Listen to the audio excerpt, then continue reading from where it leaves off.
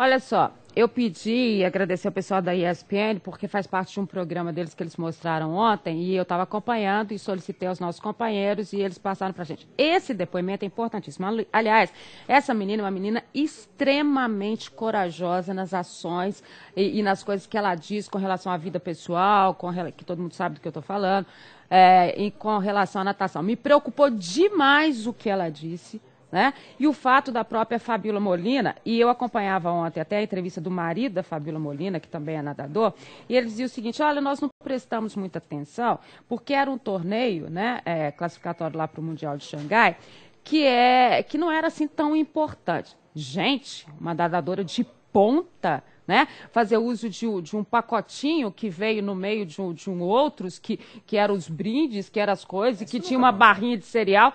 O que é isso? Nós estamos falando de que esporte? Não, o controle de doping vale até no Campeonato Estadual do Rio de Janeiro. Claro, se pegaram no Estadual do Rio... E não importa se não era um torneio importante, o importa é o uso da substância. Você vê a importância de se valorizar qualquer competição e o controle de doping. Ela perdeu o índice olímpico e não vai poder disputar o Mundial. Ela perdeu além de perder o índice, ela perdeu a oportunidade de buscar mais uma vez o índice para jogar as Olimpíadas em 2012. É uma coisa séria. Os atletas têm que se precaver com relação ao doping. Pois é, mas eu acho que o Comitê Olímpico Brasileiro tem que ter mais cuidado com isso. Os médicos do Comitê Olímpico Brasileiro têm que ter mais cuidado com isso. Tem que orientar os seus atletas. Não tem orientação. Você vê que o que ela fez foi... E outros atletas mais, que a gente deixa sabe. eu te dizer, nesse depoimento da Joana Maranhão, ela ainda fala mais. Ela diz que existe um controle muito rígido, sim, da Confederação Brasileira de Natação, mas nem sempre os medicamentos ou os estimulantes ou sei lá o que eles tomam para poder estar numa performance maior são relatados. E ela foi muito clara ali. Pega o Cielo. Você acha que o Cielo é muito diferente? A todos os nadadores que são pegos no doping. É muito fácil você ver. Eles têm quase uma situação física igual. Você vê pelo Cielo. O Cielo não. Você vê que a questão é física dele. Ele é limpo. Né?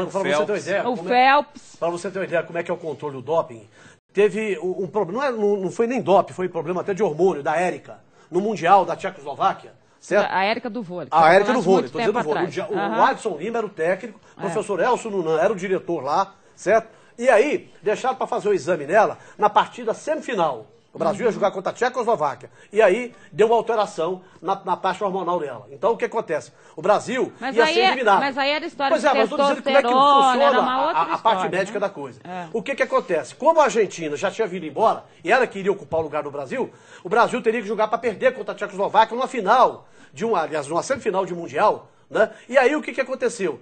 O Adson não concordou, o professor Elcio Nunan não concordou, mas o Nunes, o presidente da confederação, mandou que a coisa acontecesse. Então o Brasil jogou com o time reserva e perdeu. Isso em todas as categorias. A gente vê no vôlei, vê no basquete, vê na natação, vê no atletismo. No futebol. A falta de controle dos médicos brasileiros, e a falta até de determinado conhecimento de determinadas substâncias para controle, para que não haja isso, né? E prejudique determinados atletas. É complicado. Mas o atleta tem que ter consciência. Eu não admito um atleta de ponta, consciente de tudo que ele faz, que ele tome alguma coisa que ele não sabe o que está fazendo. Olha, depois daquelas partidas do Brasil com a Argentina, até a água o cara tem que pensar bem se ele vai tomar ou não vai. E é um tipo, ela é uma atleta experiente, já não é nenhuma iniciante na natação. Ela não pode cometer esse tipo de erro. Eu não estou falando que foi maldade, isso não foi, não foi julgado. Mas é esse tipo de doping que tem que ser extremamente combatido no Brasil. Concordo. Não é igual ao do Jobson. Entende? Que não é uma substância que, aliás, não ajuda em nada a performance esportiva dele. É um outro caso, um problema social que a gente enfrenta no Brasil. É diferente. E é um problema social que a gente tem no Brasil, sério hoje, que já afeta todas as classes sociais e é uma doença mesmo que tem que ser tratada.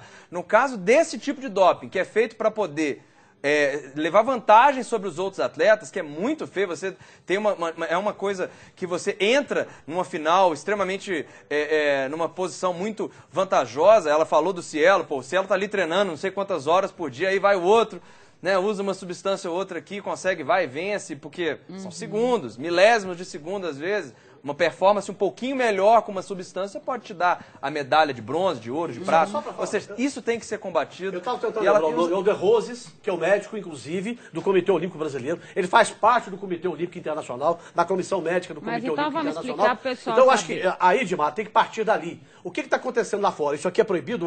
Então, o De Roses teria que reunir todo mundo, certo? E orientar. Eu acho que aí é o grande problema que a gente vive aqui, essa falta de informação do comando com os atletas. E são muitos casos. No ciclismo está lotado de classes. Mas vamos contar aqui para o pessoal... Também tem atletismo. Mas olha só, vamos contar para o pessoal que o Comitê Olímpico Internacional, hoje ele faz exame antidoping em todos os atletas selecionáveis ou não, e faz esses exames de surpresa, na ginástica, na natação, no atletismo.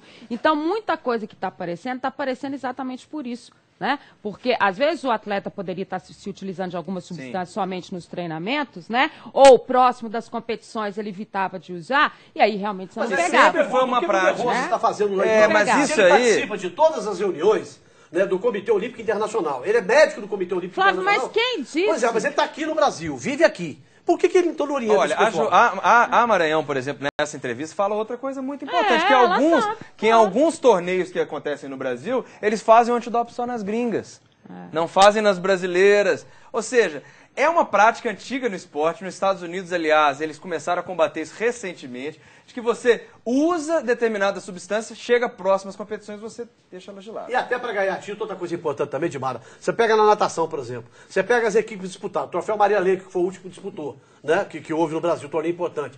Você pega no Minas, no Pinheiros, tudo cheio de jogador estrangeiro. Pra que isso também? Nadador estrangeira. Pra que isso? Né? A gente tem que valorizar a natação brasileira. Eles querem o título ou vão preparar o atleta brasileiro. E por falar em clubes, né, eu acho que eu gostaria de ver até a postura do próprio Minas Tênis Clube, já que a Fabíola é uma atleta do Minas Tênis Clube.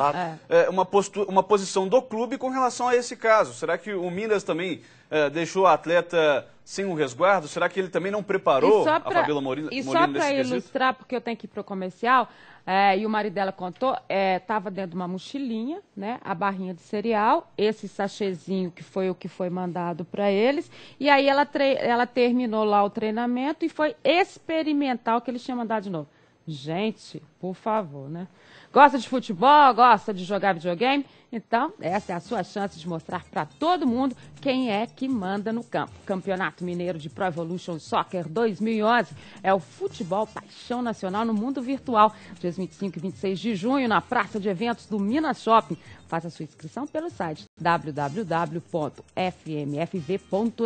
O primeiro colocado leva uma moto 0 km. Você não vai perder essa chance. Vai até dia 30 de junho. Aproveite para treinar gratuitamente das 10 às 22 horas.